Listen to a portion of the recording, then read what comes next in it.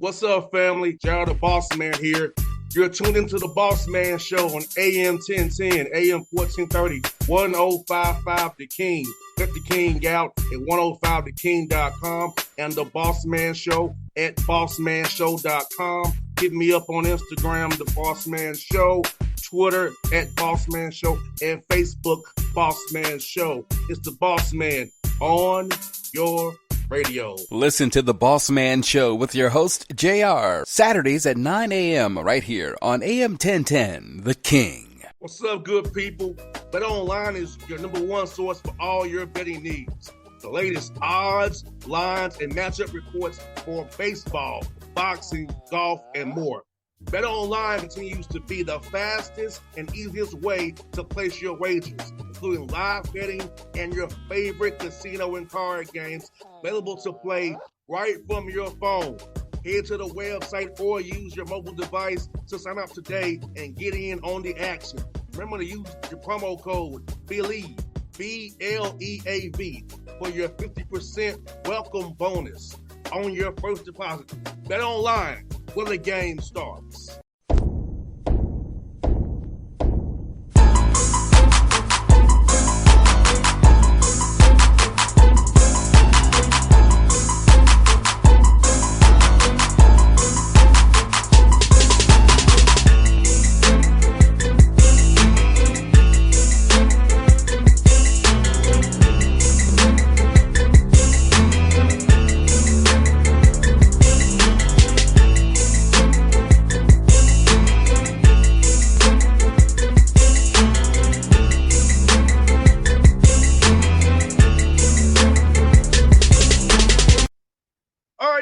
Back on the Bossman Show, a friend of the show, Coach Dave Paulsen, now Holy Cross Crusaders. He went back home to his home to Massachusetts to coach this good team up there, Metro League. Coach, how you doing, man? Good to talk to you again. Great to talk to you. I'm doing great. Beautiful day here in Worcester. We got a couple more days of summer school there, guys, and a little break before we go back on the road recruiting.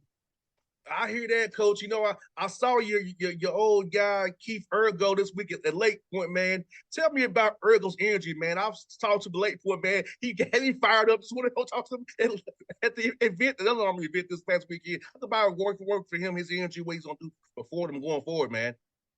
Well, Ergo makes coffee nervous. He's so excitable, I mean, he's just full of energy. And, he's really... I think Kyle Neptune did a phenomenal job of laying the foundation there for them, and then Keith just took it the next steps. He's got so much energy that it's impossible for the guys on the team to not play with a similar level of energy. We can't be showing up by this guy, right? And then, in addition to the energy, he's just got an unshakable belief in the guys, and they know what they feel it. So I think he was able this year to get more out of the team and more out of each individual player than what, quote unquote, experts might have predicted, right? Because they just, belief, to quote Ted Lasso, belief is a powerful thing. And so I think Ergo's done an unbelievable job. And the atmosphere at Fordham home games, when we got the conference play, I don't know if you've seen video of it. I mean, unbelievable electric atmosphere. It's a small gym. Because of that, the students camped out, waited in line for 2 hours to get in the gym. They had a DJ in the quad. Guys all came in. They took their shirts off. They called them the shirtless herd. It was an awesome atmosphere. So it was a ton of fun being around Fordham program for the last couple of years.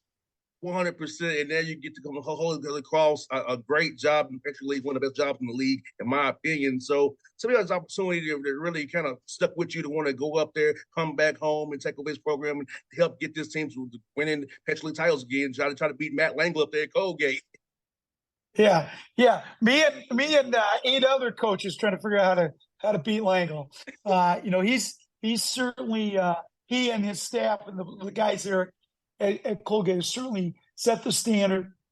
But we're going to go right after them, as will other teams in our league, and it should be exciting. 100%. Coach, talk about hiring high quality staff, man. How important that is to have a great staff around you who knows what you're trying to look for, who's loyal to you and loyal to your vision and mission for this program, and to help the young men become better on and off the court. Yeah, I think it's so important. It's the first thing that I really focused on. The first thing I did when I got the job, simultaneously, the two guys I knew that I wanted for sure to get locked in here. One was to retain R.J. Evans, and R.J. Was a great player at Holy Cross. Was also an academic All-Patriot League guy, so he understands the Patriot League. He loves Holy Cross. Now, the day I came on campus, he reminded me that he dropped 31 against my Bucknell team when he was a freshman. And he showed me a picture of him with a ball where he just throwing it at me, kind of raising my fist all angry. And despite that, I still hired him. But you're a good man for that. Yeah. But he's been phenomenal, and he's a great mentor to these guys. He's a great ambassador for Holy Cross. And what I like to say, no job for him is too big, no job is too small. So he's if you didn't know any better, you would think that RJ had been a part of one of my staffs for 10 years as opposed to 10 days. And so just really been a seamless transition. And then the next thing was, to try to hire Bryson Johnson back on my staff as my associate head coach. Bryson was the all-time leading Patriot League three-point shooter at Bucknell. The best player I coached at Bucknell was Mike Muscala, who's still in the NBA. But the most important player I coached was Bryson, because he really set the tone with his energy, with his leadership. He did a phenomenal job for me at George Mason. Went to Vermont, where they won two America's championships and went to the NCAA tournament. And so I was really happy and fortunate to be able to bring him back. And then Ted Rawlings, who had been with me as my director of operations for 3 years at George Mason, and sent him out to get recruiting and coaching experience at the Division I level at Texas A&M Commerce. And he was there as a transition from Division II to Division I. They did a phenomenal job. And he's as hard a worker as I've ever been around. Unbelievably organized, loyal. So it's a great staff. They're great teachers and coaches and mentors and recruiters, and they complement each other. And I think that's what's important. You don't want to just go get – there were so many guys who have been so good as assistant coaches who I wasn't able to hire, but because it's like the composition and the chemistry and the makeup and the strengths and weaknesses kind of working together. I'm really excited about the group. So, sir, you mentioned Mike Muscala. I call him Musk when we put here with the Hawks, man. I used to cover him, but it's because the Hawks why I cover when I'm not doing a radio show. Talk about Mike Muscala, man, and seeing what Muskie's done. He's Atlanta Hawks best second round draft pick in a long time. We held the second round picks very well. He's the best one we ever had. Let's talk about Mike Muscala, what we call Muskie around here, man. So we called him Moose, okay? So that was what we called him. He was the Moose Man.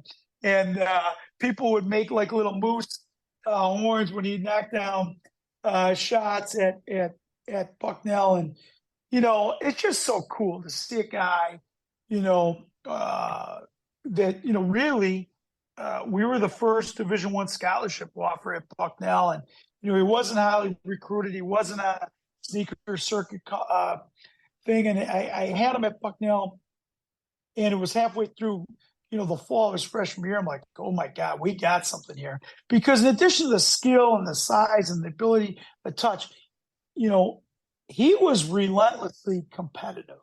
He wasn't the strongest kid, but he was so uber competitive. And every year we'd come back and say, okay, here's one or two things you got to add to your game. And he would do it. A lot of people talk about it. He would do it. And for him to spend, he's finished 10 years in the NBA. And he shows so much character because there's times where he's played a big role. He had a pretty big role when he was with the Hawks. He had a pretty big role when he was with the Sixers. But he was with OKC, and they were in a rebuild, and they wanted to play younger guys. And, I know talking to Mark Dagnall, the coach at OKC, he just loved him because he was so professional. He's such a leader, such a great locker room presence. So, I think we talk to our guys all the time about be a star in your role, whatever that role is. And that's what Mike has embodied. And 10-year NBA veteran, that's pretty good. Yes, indeed. I was hoping that he would play some when it was against the Hawks in the playoffs, but Joe didn't play him. But it was good to see him because I covered him and I know him very well from we covered him with the team. So I was happy to see him and Al Horford on the same team. By the way, it was with Boston. Yep. Two guys who I covered here with the Hawks. They was here representing the Atlanta Hawks. Yep. Great guys.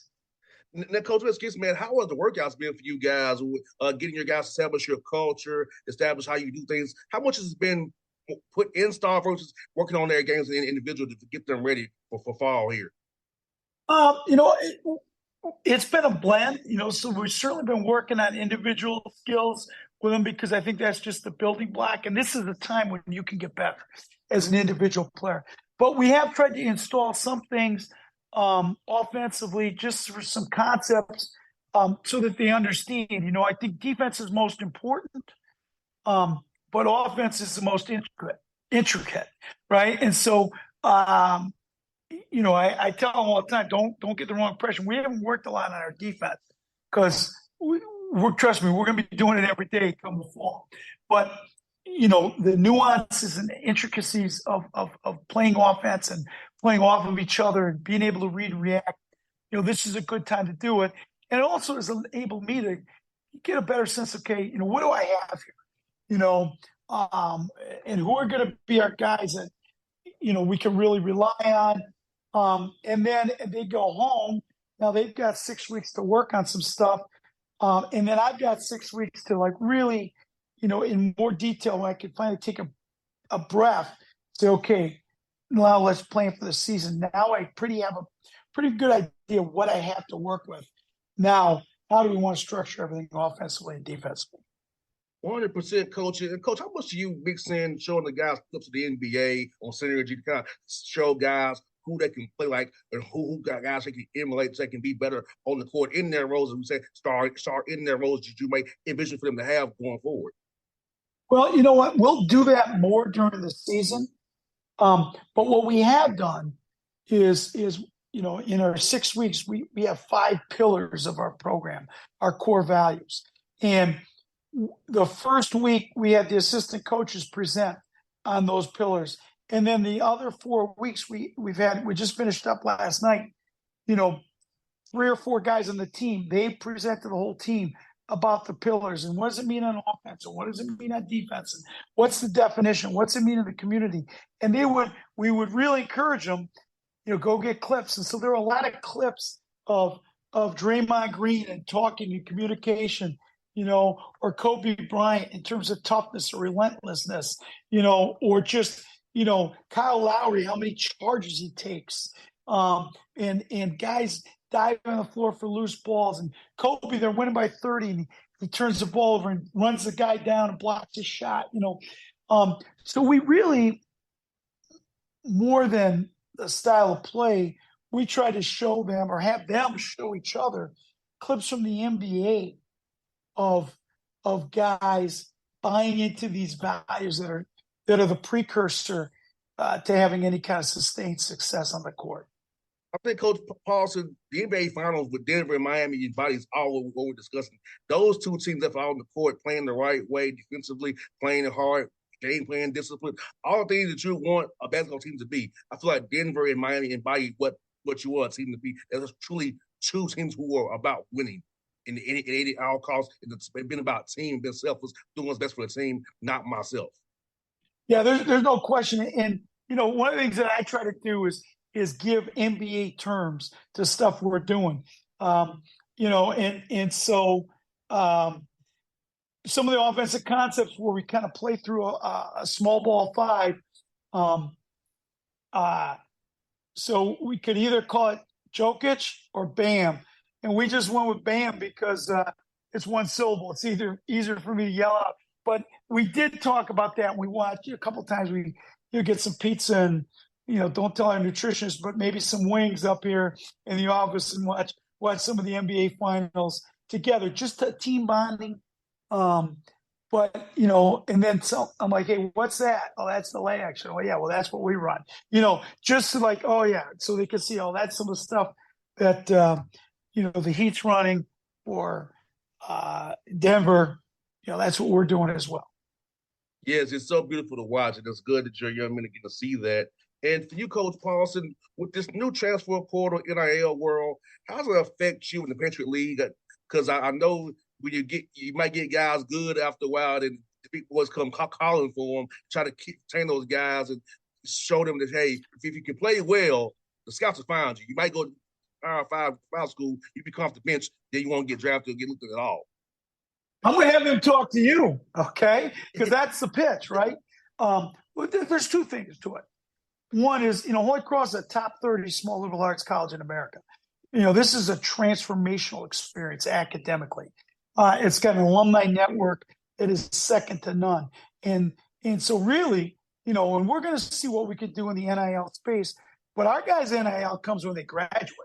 Okay, because they're going to get unbelievable jobs. What Holy Cross basketball alums are doing is nothing short of mind-numbing how successful they've been. And so we can show them that.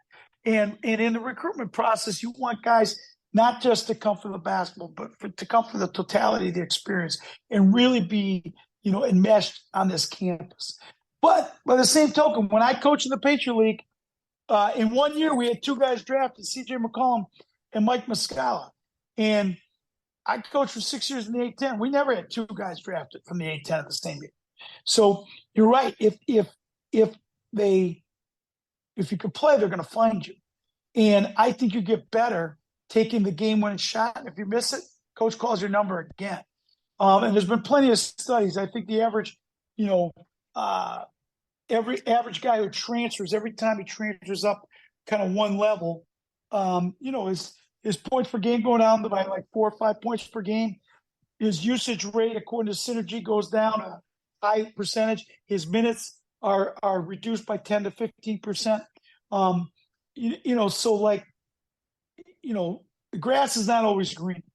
And I know because I did that same thing, and went to the A-10 as a coach. And I know how fulfilled and happy, excited I was coaching in the Patriot League. And so I could kind of use my own tale as a cautionary tale as well. 100%, because I know my alma mater, Tennessee State, Robert Cook's still in the NBA. John Morant out of OVC. So all these guys who from small colleges, Damian Lillard out of the Weaver State. So if you can play, and I feel like I'd rather be a guy in a 1B league on a small little mid-major team where I can show myself every night to the scouts. Whether I'm come off the bench, whether it's playing, make a mistake, I get a quick look. I'd rather do it this way, do it that way. Absolutely. And Coach, one more for you, man. So I know you're a Massachusetts guy, man. So let me ask you this, man. How are you feeling about your Red Sox and Patriots, man? How you feeling about them, man? How are you feeling going for the rest of the summer, man? Well, the Red Sox have not been, performing quite like what we want. All right. But there's still time. And, I grew up in Wisconsin, spent a lot of time in Massachusetts, but I became a Red Sox fan in 1975 when Fred Lynn was Rookie of the Year and the MVP. And I've been a Red Sox fan ever since. So I got belief in them. And I know the Patriots are going to be good. And, what I'm just hoping is our women's lacrosse coach is Amanda Belichick. So I'm hoping she's going to be able to, give me some tickets to some Patriots games, maybe some sideline passes. But I know they're going to be right back there in the thick of things. Now, Coach, it's hard for me to talk to my Uncle David, who lives in West Peabody, right outside of Boston. He gives me heck about what happens, Bo. He only let me live it down, man. Okay. Like, Uncle Dave, come on, man. Like, can we not bring us up today? Yeah. That's funny. Uncle wears me out about this. I say, that's why I don't come see you. When the Hawks play the Celtics, that's why I don't come see you. For that reason right there. That's why Well, the people in Massachusetts know how to give each other a hard time. That's for sure. They've been masters at it before Sam Adams was up here. All right. Yes, indeed. Coach Paulsen, good to talk to you again, man. I'll be cheering for you. Can't do this game with you real soon, Coach. I always love our chats, man. All right. Thank you so much. You guys have a great night. See you, Coach. Thank you, man. Take care. Bye-bye. What's up, good people? BetOnline is your number one source for all your betting needs. The latest odds, lines, and matchup reports for baseball, boxing, golf, and more. BetOnline continues to be the fastest and easiest way to place your wagers, including live betting and your favorite casino and card games available to play right from your phone. Head to the website or use your mobile device to sign up today and get in on the action. Remember to use your promo code BELIEVE, BLEAV, for your 50% welcome bonus on your first deposit. BetOnline, where the game starts. What's up, family? Jared the Bossman here. You're tuned into the Bossman Show on AM 1010, AM 1430, 1055 The King. Check The King out at 105theking.com and the Bossman Show at bossmanshow.com. Hit me up on Instagram, The Bossman Show, Twitter at Bossman Show, and Facebook, Bossman Show. It's the Bossman on your radio. Listen to the Bossman Show with your host, JR, Saturdays at 9 a.m. right here on AM 1010, The King.